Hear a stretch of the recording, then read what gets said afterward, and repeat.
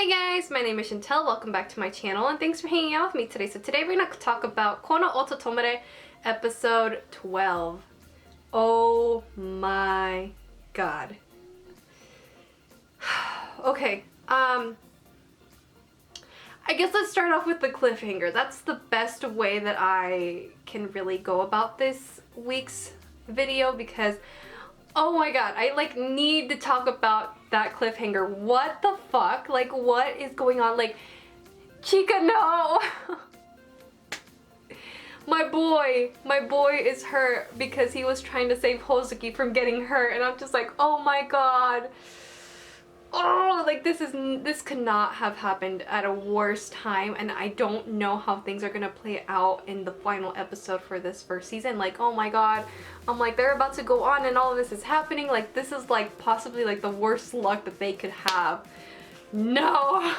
The reason why Chika got hurt and why he saved Hozuki is because Kurosu accidentally knocked over one of the kotos, and I was like, oh no. I saw this coming from a mile away ever since Chika brought in his koto, and he told Hozuki, here, take it, you know, because throughout this whole season Chika's been very careful about this koto because it's from his grandfather, and especially, you know, with Hozuki from the very beginning saying, you know, you gotta treat the koto like very gentle, blah blah blah, you gotta take care of it.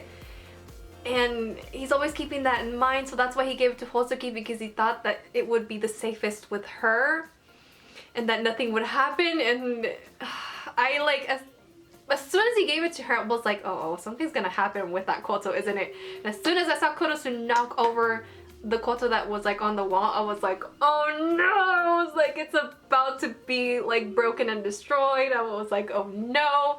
But then Hozuki just like throws herself in front of it, and I was just like, oh no, like that's even worse.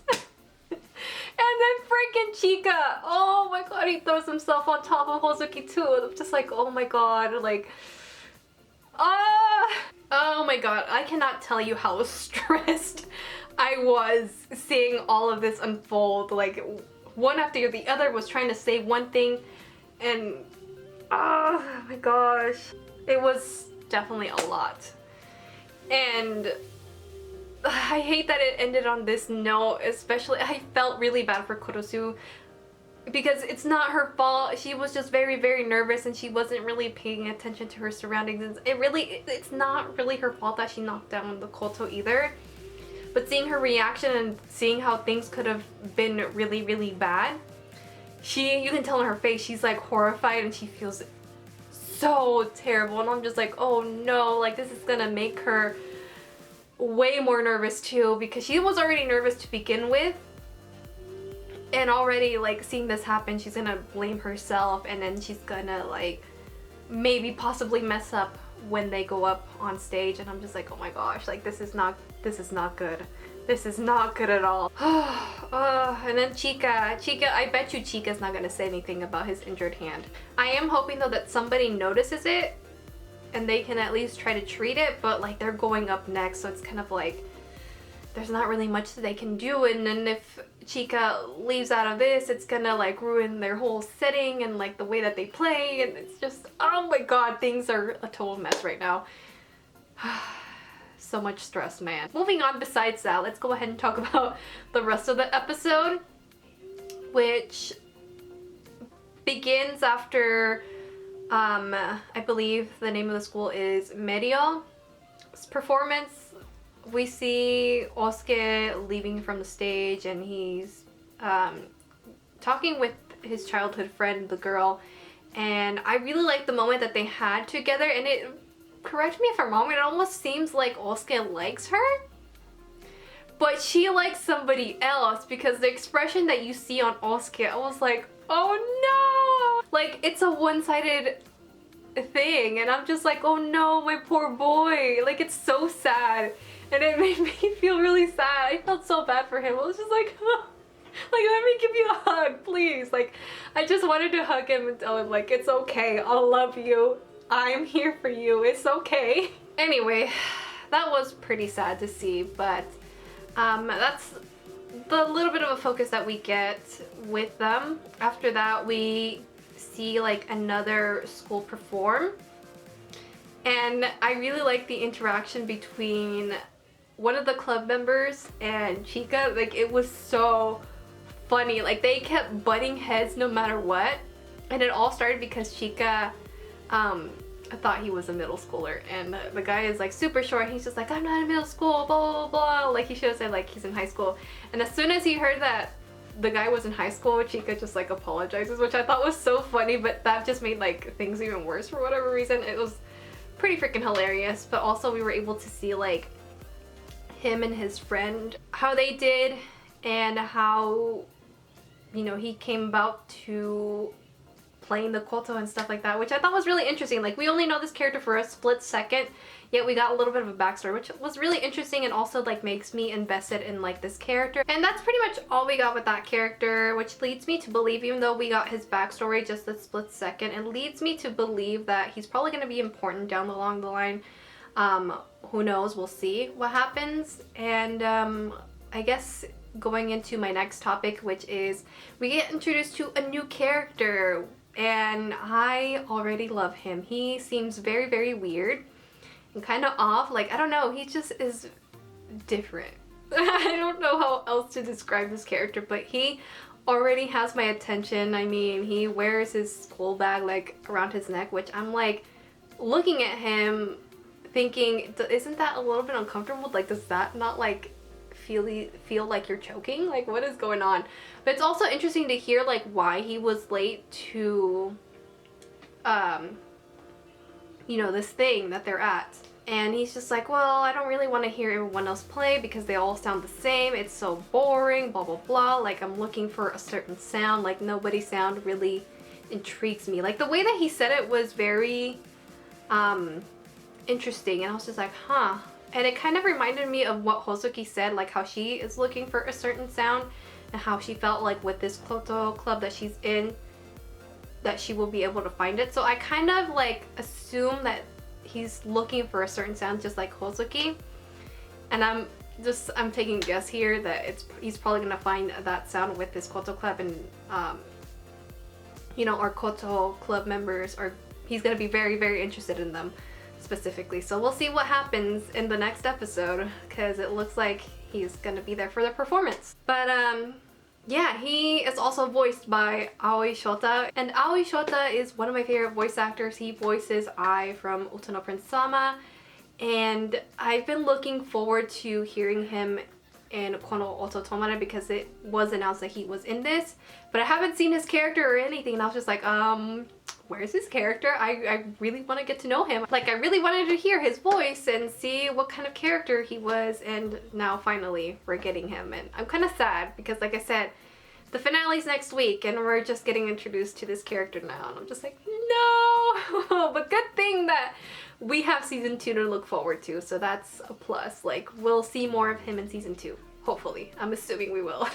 Because I really want to know more about this character and his backstory. But speaking of backstories, the next thing I want to talk about is the teacher. I don't know if you guys remembered in my last video, I did say that I was very, very intrigued by this teacher, and I felt that he had some type of like ties to music. I just didn't know what, and I wanted to know what his story was. And lo and behold, we got his backstory in this week's episode. And I cannot tell you guys how badly I was freaking out about it. I was like, oh my god, we're getting it now? Like, this is another thing that surprised me because I didn't expect it to, you know, get it like the next episode just as I said it. Like, it kind of blows my mind that we're getting like all these characters' backstories like so quickly. Like, for me personally, I feel like with character backstories, like we slowly get it revealed little by little, or like later down along the line. But now like we're getting it, and I was just like, oh, that's great, that's cool. Like, I was really, really invested in the teacher's backstory, and we actually get to hear his backstory through CHIKA's aunt. Because she remembers him from, I believe she said they went to the same high school, but she was like 2 grades down from him. But she heard a lot of stuff about him and like all these rumors surrounding him. And basically his backstory is that yes, he does have huge ties with like music. Both of his parents are well known like in the music industry. I think his dad was like a conductor and his mom was like, I believe, like a piano player. I'm not too sure, but yeah, they're huge people in the music industry, and people talk about them very highly, and they all expected big things from this guy, which I always forget his name. I always call him the teacher, but yeah, from a very young age he was considered a genius just because like he would listen to music and he's just like, well, that's not really what I wanted to hear. So like he basically like would make pieces of music that he would want to listen to, and this was like a fun thing for him to do, and he loved it a lot, clearly. But once people started to know about his talent and started asking him for like music pieces and stuff, it started not becoming fun. He started feeling a little bit suffocated, and it's also the reason why he kind of strayed away from music, because he's just like, I'm not having fun with this anymore. Like, why do I want to be like doing something that I'm not in love with anymore? That's not really a whole lot of fun. He just wants to have fun basically with the thing that he loves, and he just wasn't feeling it anymore. And we have like this moment, like him talking to his older sister, and his older sister's just like, why don't you just do it, like you'll be fine, blah blah blah. But he's like, but you're looking like you're suffering in this industry, and I would rather not be suffering and be sad about it, and I would just rather be doing things freely. And it was just kind of interesting to hear like their takes, and it looks like he does follow everything that his sister's doing constantly, because we do see like a page of her in the magazine, and he's obviously thinking about his sister. And then we get like a little bit of information like, oh, like he moved to Japan with his uncle, and he basically kind of strayed away from his parents and his sister. So I don't know how close of a relationship he has now with his parents and his sister, but it looks like probably not that well, but who knows? Well, I guess we'll find out in season 2. But that definitely explains why he was able to teach Kota, because of like him being such a like this amazing person, genius, or whatever you want to call him, from an early age. Like, it's kind of impressive. But it also makes me understand why the teacher has been such an ass from the very beginning. So I can definitely understand why he's been a little bit hard on Kurata and everything. He just wants, I guess these characters to see exactly like the harsh reality of what they're getting into. So I definitely think that's probably why he decided to stay as a teacher, or club advisor, I guess, for the Koto Club. Just to see how things play out and see if, them having fun is like enough, I guess. I don't know like what else to say, because he's kind of closed off and we really don't know too much about him besides like this backstory that we got. So pretty interesting stuff overall with the teacher. I'm really excited to see the teacher's character development, because I feel like these group of kids, like our Koto members, are going to change him for the better, and I have a feeling that they're going to make him fall in love with music all over again. That's just my guess, but who knows. I'm very intrigued to see like how things are gonna go with the teacher, and if he's gonna constantly keep helping them and it's gonna end up being fun for him. Like I already have a good feeling about this. Like, it's exciting. So yeah, I guess I'm gonna stop rambling and end the video here. I hope you guys enjoyed, and I will see you guys in my next video. Bye!